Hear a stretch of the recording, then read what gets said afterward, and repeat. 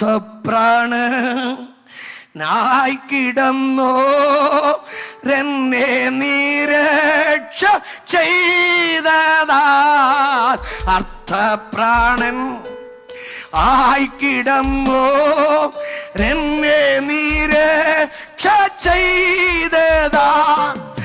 എന്നിലുള്ള നന്ദിയുള്ളം താങ്ങുവാതെങ്ങനെ എൻ പ്രിയ.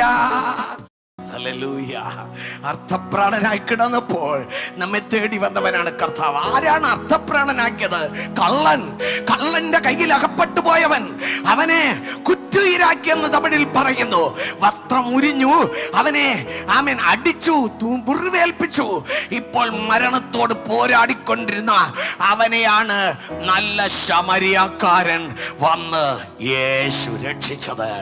കൈകളെ തട്ടി ദൈവത്തെ സ്തുതിക്ക്. നിന്റെ ജീവിതം അതുപോലെ പിശാച് വേട്ടയാടി നിന്നെ കുറ്റുയിരാക്കി, നിന്നെ അർത്ഥപ്രാണനാക്കി, നിന്റെ സാമ്പത്തികത്തെ തകർത്ത്, ആരോഗ്യത്തെ തകർത്ത്, കുടുംബത്തെ തകർത്ത് വഴിയിൽ വലിച്ചെറിഞ്ഞിരുന്നപ്പോഴല്ലേ യേശു നിന്നെ തേടി വന്നത്? ഹല്ലേലൂയ. യേശു വരുന്നത് എന്തിനാണെന്ന് അറിയാമോ?